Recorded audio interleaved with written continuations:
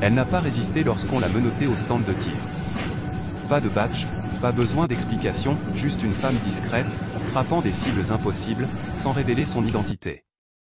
La salle d'audience de la petite ville se préparait pour une mise en accusation de routine jusqu'à ce que les lourdes portes s'ouvrent brusquement.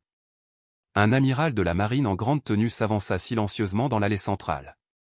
Des vétérans militaires se tenaient au garde-à-vous, et le visage de la juge se vida de ses couleurs à la lecture des documents scellés. Soudain, tout changea. De quelle ville du monde regardez-vous cette vidéo aujourd'hui? Si cette histoire vous intrigue, n'hésitez pas à vous abonner pour découvrir d'autres témoignages inédits de services extraordinaires et de héros qui cheminent parmi nous, sans jamais chercher la reconnaissance, mais toujours la mériter. L'aube se lève sur un champ de tir civil isolé, sur la côte du Maine. Le brouillard enveloppe les cibles tandis que les tireurs commencent à arriver. Parmi eux se trouve une femme d'une trentaine d'années, apparemment sans prétention. Elle porte un jean délavé, une veste grise unie et une casquette de baseball enfoncée. Rien en elle n'attire l'attention tandis qu'elle marche tranquillement vers le chemin le plus éloigné, portant une longue valise pouvant contenir tout, d'un appareil photo spécialisé à du matériel de musique. Frank Holden, l'officier de sécurité du champ de tir, sirote son café du matin et observe à travers la vitre de sa petite cabine. 22 ans dans la marine, suivi d'une décennie à diriger ce champ de tir, lui avait donné l'œil pour les gens. Il pouvait immédiatement catégoriser la plupart des tireurs, des chasseurs qui ajustaient leur carabine pour la saison, des tireurs de compétition avec leur équipement spécialisé, des tireurs du dimanche qui s'adonnaient à des jeux tactiques, et un agent des forces de l'ordre occasionnel. Cette femme n'entrait dans aucune catégorie. Elle s'installe dans le couloir le plus éloigné, assemblant méthodiquement sa carabine avec des mouvements expérimentés qui témoignent de nombreuses années d'expérience. Ses premiers tirs atteignent le centre de la cible avec une précision étonnante. Puis, sans ajuster sa lunette, elle passe à des cibles à des distances de plus en plus inaccessibles. Frank remarque sa technique respiratoire, l'inspiration contrôlée en 4 temps, la tenue ferme de la détente, l'expiration détendue en appuyant sur la détente. Le plus révélateur est sa façon de s'adapter au vent sans équipement, percevant des changements que même les chasseurs expérimentés ne remarqueraient pas. Un client nerveux s'approche de Frank. Cette femme au fond, il y a quelque chose qui cloche. Elle atteint des cibles impossibles avec ce dispositif, et elle n'a pas de badge. 20 minutes plus tard, 2 policiers locaux arrivent. Ils s'approchent prudemment, les mains près des étuis. « Madame, nous avons besoin de vos papiers d'identité et de votre permis pour cette arme », dit l'officier supérieur. La femme se retourne calmement, les mains visibles. « Il y a un problème, agent ? Pièce d'identité et permis, s'il vous plaît. » Son visage est impassible lorsqu'elle répond « Je n'ai pas ça sur moi ». Une fouille ne révèle ni portefeuille, ni téléphone, juste une carte magnétique sans marque d'identification et un petit carnet rempli de ce qui semble être des coordonnées.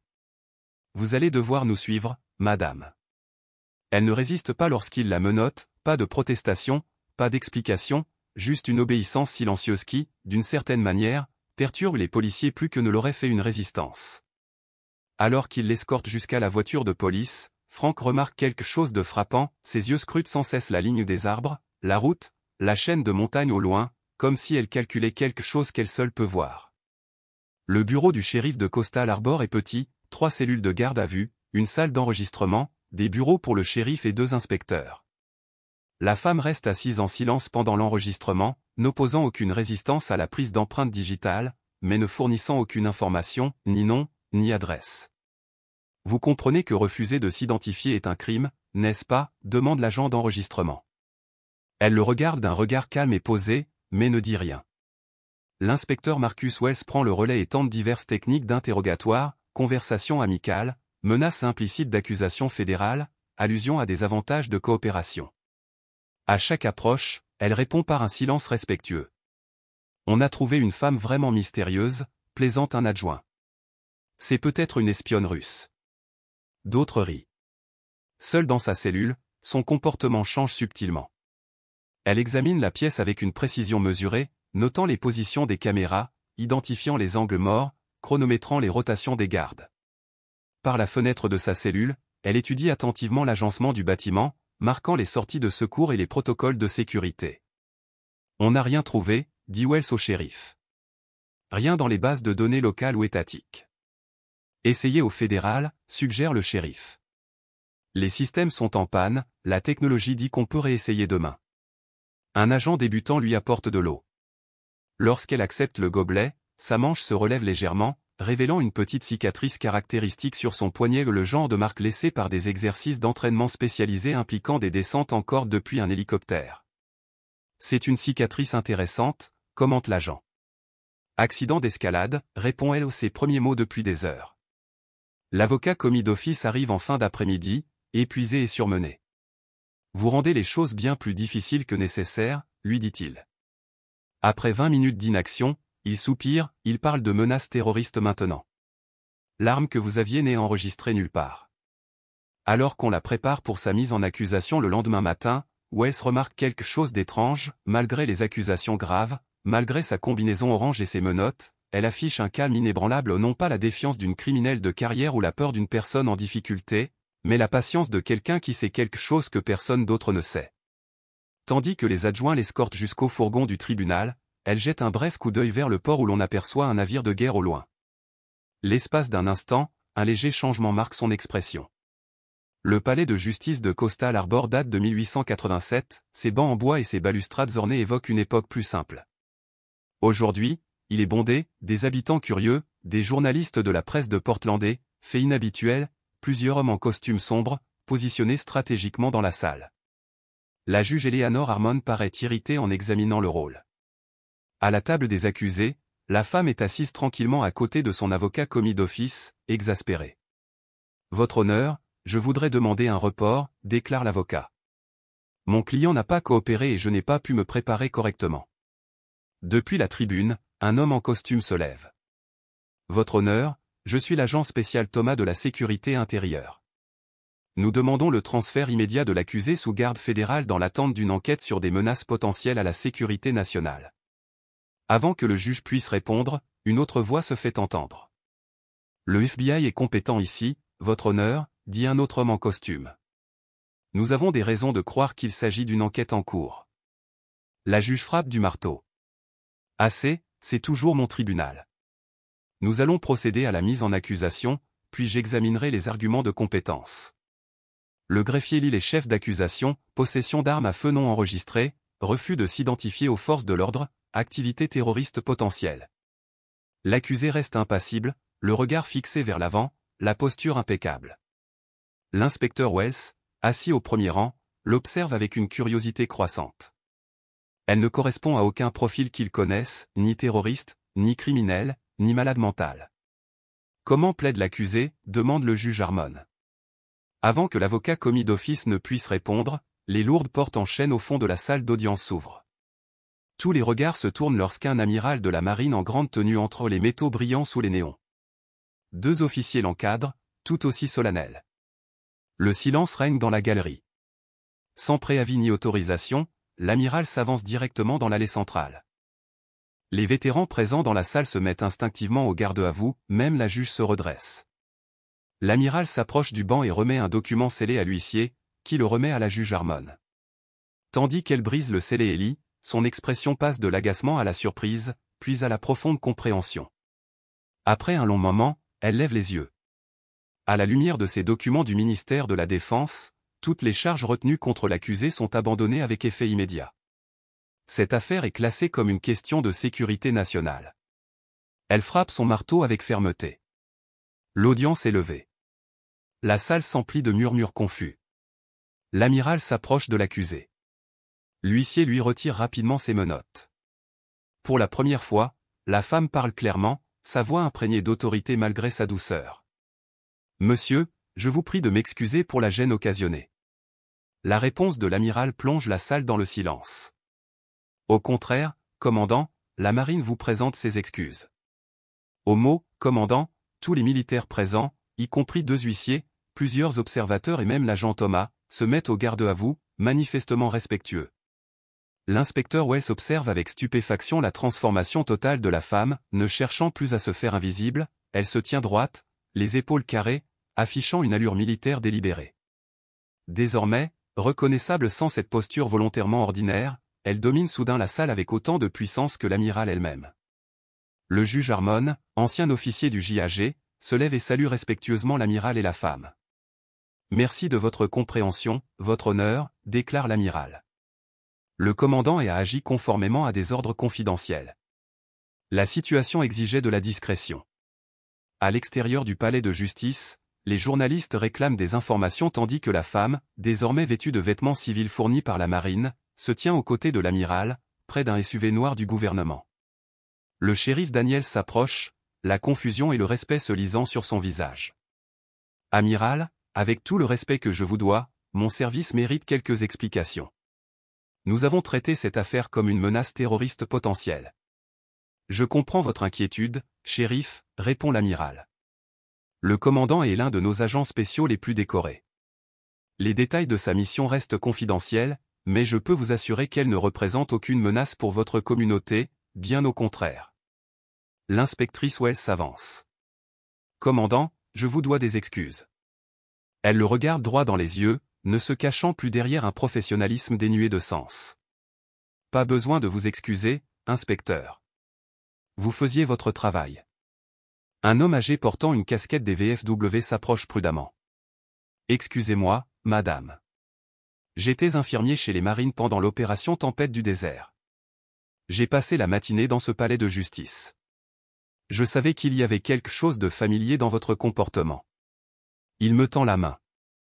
Merci pour votre service, répond-elle en lui serrant fermement la main. Quoi que vous fassiez, ajoute-t-il. L'amiral consulte sa montre. Commandant, nous devons continuer. L'opération Silent Harbor nécessite un débriefing, et Washington attend votre rapport. Les yeux du shérif Daniel s'écarquillent à la lecture du nom, Silent Harbor, l'opération antiterroriste qui a empêché l'attaque du port l'année dernière. L'amiral reste vague, par souci de professionnalisme. Le commandant a consacré 12 années de service exemplaire à ce pays. Une grande partie de ces années ne sera jamais connue du public. Un journaliste s'avance. Commandant, voulez-vous faire une déclaration? Sans commentaire, répond-elle fermement, et j'apprécierai le respect de la vie privée. Alors qu'ils se dirigent vers le véhicule qui les attend, un événement remarquable se produit, les forces de l'ordre présentes, y compris celles qui l'ont arrêté et détenu, forment un couloir d'honneur improvisé. Les militaires parmi eux la saluent à son passage. L'inspecteur Wells observe, comprenant enfin ce qui lui avait semblé si étrange dès le début, elle ne cachait pas sa culpabilité, elle était entraînée à dissimuler l'excellence. Au coucher du soleil, de longues ombres s'étendent sur le stand de tir désormais vide. Frank, l'agent de sécurité, inspecte les derniers couloirs avant la fermeture. Un véhicule gouvernemental s'arrête et le commandant en sort. Son attitude est subtilement différente, sans avoir besoin de dissimuler ses capacités, elle se déplace avec la fluidité et l'efficacité d'une personne au sommet de son entraînement physique. « Je suis venu chercher mon matériel », explique-t-elle. Frank hoche la tête. Le shérif l'a fait renvoyer cet après-midi par coursier spécial. Il récupère une mallette sécurisée au bureau tandis qu'elle en vérifie le contenu. Frank s'éclaircit la gorge. J'ai moi-même passé 20 ans dans la marine sur des sous-marins. Rien de plus sophistiqué que ce que tu dois faire, mais j'ai trouvé que tu avais quelque chose de spécial. Elle sourit légèrement. La plupart des gens voient ce qu'ils s'attendent à voir. Ce fusil, ce n'est pas un équipement standard pour quiconque que je connais. Non, acquiesce-t-il. Ce n'est pas vrai. Elle l'assemble avec une aisance experte et s'approche du couloir le plus éloigné. Sans lunettes, elle vise une cible à peine visible dans la lumière déclinante, un tir impossible à tous points de vue. Le fusil émet à peine un bruit. Aux jumelles, Frank confirme une cible parfaite. Elle démonte le fusil et le range soigneusement. J'apprécie votre discrétion. Vous auriez pu intervenir avant l'arrivée de la police, dit Frank. Ce n'était pas mon rôle, répond-elle en marquant une pause. Mais j'ai appelé quelqu'un après qu'ils t'ont accueilli, un ancien camarade de la marine qui travaille maintenant au Pentagone. Il hoche la tête avec compréhension. Merci. Reviendrez-vous, demande-t-il alors qu'elle retourne à son véhicule. Le commandant regarde vers le port où les opérations navales se poursuivent, invisibles pour la plupart des civils. Certains d'entre nous sont toujours là, dit-elle doucement. Vous ne nous voyez tout simplement pas. Alors qu'elle s'éloigne, Frank rend un salut parfait aux feux arrière qui disparaissent. 2 semaines plus tard, le détective Wells est assis à son bureau en train d'examiner des dossiers lorsque son téléphone sonne. Détective Wells, répond-il. Inspecteur, ici l'amiral Wilson. Nous avons brièvement rencontré le commandant pendant l'incident. Wells se redresse. Oui, monsieur. Que puis-je faire pour vous? Je vous appelle pour vous inviter. Le commandant y reçoit une décoration demain à la base navale de Norfolk. Compte tenu de votre implication, elle a pensé que vous pourriez être intéressé. Wells est surpris. J'en serais honoré, monsieur, mais je suis perdu, je l'ai arrêté. Parfois, ce sont ceux qui nous mettent le plus au défi qui finissent par nous enseigner les leçons les plus précieuses, explique l'amiral. La cérémonie est classifiée, mais nous pouvons obtenir une autorisation. Le lendemain matin, Wells se rend à Norfolk, franchissant de nombreux points de contrôle de sécurité avant d'être escorté jusqu'à un petit auditorium. Le public compte moins de 50 personnes, principalement des officiers supérieurs et des civils qui arborent une allure militaire inimitable. Wells prend place au dernier rang. La cérémonie commence sans fanfare ni presse, ni photographe. L'amiral Wilson s'approche du podium. Mesdames et messieurs, nous rendons aujourd'hui hommage au commandant Alexandra et pour son service exceptionnel lors de l'opération Silent Harbor. Pour des raisons de sécurité, je peux seulement dire qu'elle a passé 11 mois sous couverture à identifier et neutraliser une menace critique pour notre sécurité nationale. Wells regarde le commandant et s'avancer dans son uniforme de la marine, orné de rubans et de décorations. Elle ne ressemble guère à la femme banale qu'il a arrêtée au stand de tir. La commandante s'est imposée comme l'une de nos plus grandes expertes en matière de contre-terrorisme et de guerre non conventionnelle. Après avoir obtenu son diplôme à Coronado, elle est devenue l'une des premières femmes opératrices à intégrer le Naval Special Warfare Development Group bien que ce fait reste confidentiel. Wells se penche en avant, commençant à comprendre l'ampleur de la personne qu'il a menottée et traitée pendant l'opération Silent Harbor. Le commandant a éliminé 16 menaces confirmées tout en maintenant une couverture complète. Ces actions ont directement empêché une attaque coordonnée contre 3 ports de la côte est, qui aurait entraîné des pertes humaines catastrophiques. Lorsque sa position a été potentiellement compromise, elle a assuré la sécurité opérationnelle malgré les risques personnels, même si cela a entraîné son arrestation par les autorités locales. Wells sentit un léger embarras s'emparer de lui, mais remarqua que le commandant hochait respectueusement la tête. Son expression ne trahissait ni colère ni ressentiment. Après la cérémonie, Wells s'approche d'elle avec prudence. « Commandant félicitations pour votre distinction. Merci d'être venu, inspecteur. » Elle tend la main. « Je tiens à m'excuser à nouveau pour ce qui s'est passé. » Pas besoin. Vous avez fait exactement ce que vous auriez dû faire compte tenu des informations dont vous disposiez. En fait, votre rigueur était impressionnante, la plupart se seraient contentés d'un simple avertissement concernant le règlement du champ de tir. Wells se déplace, mal à l'aise. Si vous permettez, pourquoi était-il nécessaire d'être détenu? Vous auriez sûrement pu vous identifier en privé. Le commandant jette un coup d'œil autour de lui, puis le conduit dans un coin plus calme de la pièce. L'opération n'était pas terminée. Mon identité secrète devait rester intacte, même sous surveillance. Les individus que nous suivions avaient des contacts au sein des autorités locales et des forces de l'ordre le long de la côte. Si la nouvelle que j'avais bénéficié d'un traitement de faveur ou que je me présentais comme militaire se répandait, 11 mois de travail auraient été compromis. Alors tu nous as simplement laissé t'arrêter? Parfois, la meilleure façon de rester à couvert est de s'y engager pleinement, même si c'est gênant. Elle esquisse un sourire. De plus, je savais que l'amiral interviendrait avant que les choses n'aillent trop loin. Un autre officier s'approche, signalant qu'on a besoin d'elle ailleurs. Ravi de vous voir, inspecteur. Continuez comme ça. Elle s'éloigne et l'amiral Wilson apparaît à côté de Wells. Une femme impressionnante, n'est-ce pas, dit l'amiral. Oui, monsieur. Je n'ai jamais rencontré quelqu'un comme elle. Rares sont ceux qui l'ont fait, l'amiral marque une pause. Vous savez, inspecteur, nous recherchons toujours des personnes avec votre souci du détail et votre persévérance. Si jamais vous envisagez de changer de carrière, appelez mon bureau. 6 mois plus tard, Wells se tient sur le pont d'un navire de guerre, regardant la côte du Maine disparaître au loin. Après 13 ans au sein de la police portuaire côtière, il a accepté un poste au sein du service d'enquête criminelle de la marine, sa première mission d'agent de liaison entre les forces de l'ordre local et les opérations spéciales de la marine le long de la côte est. Son téléphone vibre, un SMS provenant d'un numéro non répertorié. Certains d'entre nous sont toujours là. Bienvenue à bord. Wells sourit, reconnaissant les paroles du commandant et depuis le champ de tir. Il sait qu'il ne la reverra probablement jamais. Des gens comme elle opèrent dans l'ombre, leurs succès ne sont jamais célébrés publiquement, leurs sacrifices rarement reconnus. Mais désormais, il fera partie du système qui les soutient et qui rend leur travail possible. Il veillera à ce que, la prochaine fois qu'une personne comme le commandant et devra rester sous couverture, des protocoles soient en place pour protéger à la fois l'opération et les autorités locales dans l'exercice de leurs fonctions. Le capitaine s'adresse à l'inspecteur Wells.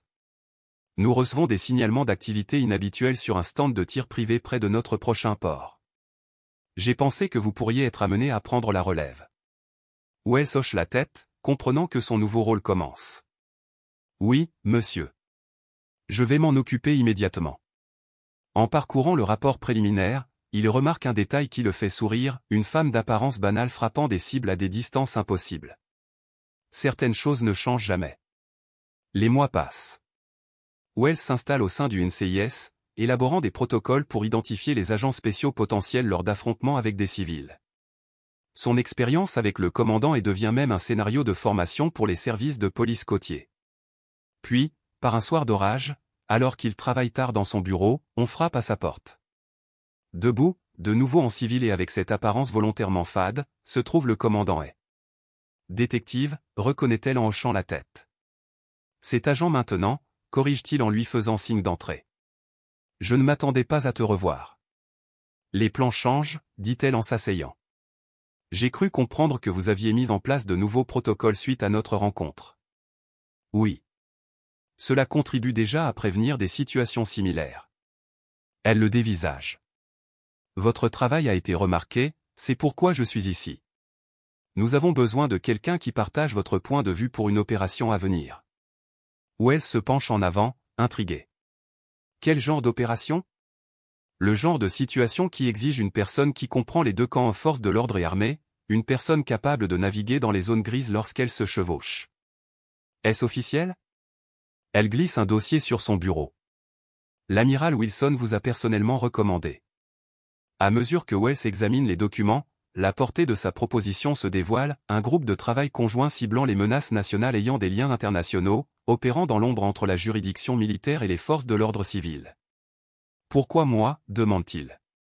Le commandant croise son regard avec ce même regard calculateur dont il se souvient lors de leur première rencontre. Parce que lorsque vous m'avez arrêté, vous saviez que quelque chose n'allait pas, et pourtant vous avez suivi la procédure. Vous avez fait passer le devoir avant l'instinct. C'est exactement ce dont nous avons besoin. Il y a 6 mois, il était détective dans une petite ville. Aujourd'hui, il est invité dans un monde que peu de civils connaissent. Quand est-ce qu'on commence, demande-t-il. On l'a déjà fait, répond-elle. On se retrouve demain à 6 heures, au même stand de tir où on s'est rencontrés. Et Wells? Oui, laissez les menottes à la maison. Frank arrive au stand de tir 1 heure avant l'aube, comme d'habitude depuis 15 ans. Il est surpris de trouver les lumières déjà allumées à l'intérieur du bâtiment principal. Allô, appelle-t-il, sa main se dirigeant instinctivement vers le petit revolver qu'il garde pour les urgences. Juste moi, Frank, répond une voix familière. Le commandant est assis à son bureau et étudie les images satellites. Je ne m'attendais pas à ce que tu reviennes si tôt, dit-il en se relaxant. Ça fait 9 mois, corrige-t-elle en fermant le dossier. L'agent Wells a appelé hier. Il m'a dit de me préparer à recevoir des visiteurs. Frank hoche la tête. J'apprends vite. Nous avons besoin de votre portée pendant les 72 prochaines heures usage exclusif. C'est une demande importante pendant la saison de chasse. Je sais. C'est pour ça que j'ai joint cette demande. Elle glisse une enveloppe sur le bureau. Frank jette un coup d'œil à l'intérieur et voit un chèque avec suffisamment de zéros pour couvrir 6 mois de frais d'exploitation. Ça fera l'affaire. Mais tu sais que j'aurais dit oui de toute façon. Nous faisons les choses correctement, dit-elle. Même quand personne ne nous regarde. Au cours des heures qui suivent, des SUV banalisés arrivent, accompagnés d'une camionnette de communication déguisée en camion d'une entreprise de câblodistribution. Une douzaine d'hommes et de femmes, tous passés maîtres dans l'art de se faire oublier, en sortent. À midi, le champ de tir s'est transformé en centre d'opération tactique, des cartes couvrent les murs, du matériel de communication remplit le bureau de Frank et les couloirs de tir deviennent des zones de rassemblement. Wells arrive le dernier, transportant du matériel depuis le bureau du NCIS. Frank, salue-t-il d'une poignée de main, merci pour l'accueil. Je ne pouvais pas dire non quand mon pays m'appelait. Frank sourit. De plus, le commandant a le don d'être persuasif sans trop en dire. C'est vrai, acquiesce Frank. Le commandant réunit tout le monde pour un briefing. Nous avons identifié une menace potentielle pour la sécurité dans un rayon de 80 km d'ici. Les renseignements suggèrent qu'il prépare un attentat important dans les prochaines 48 heures. Elle désigne les cartes. Il y a 3 emplacements possibles. Nous devons localiser le bon sans les alerter. Ce sont toutes des zones civiles, note Wells, 2 quartiers résidentiels et un quartier commercial. On ne peut pas les attaquer comme ça. Exactement, confirme le commandant Hay. C'est pourquoi nous avions besoin de quelqu'un avec votre expérience, Wells. Nous devons maintenir un lien entre les forces de l'ordre militaire et civil. L'opération se déroule méthodiquement le lendemain. Les équipes effectuent de la surveillance, recueillent des renseignements électroniques et observent attentivement. Wells coordonne ses actions avec les autorités locales, élaborant des scénarios de couverture et des plans d'urgence sans révéler la véritable nature de la mission.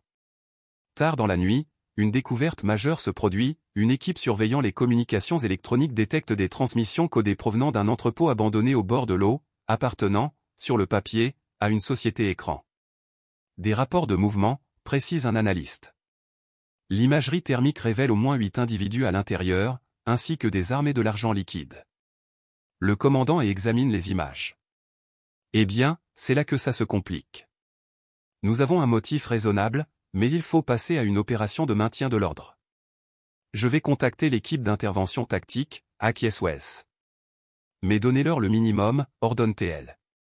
Des agents formés à l'étranger qui planifient une attaque nationale. Rien sur notre unité ou les paramètres de notre mission.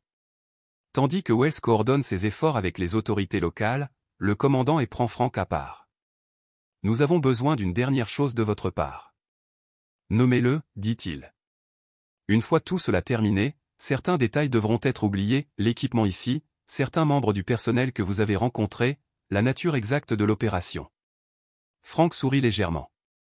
Commandant, j'ai passé 20 ans à garder des secrets pour la marine. Certaines habitudes sont indémodables.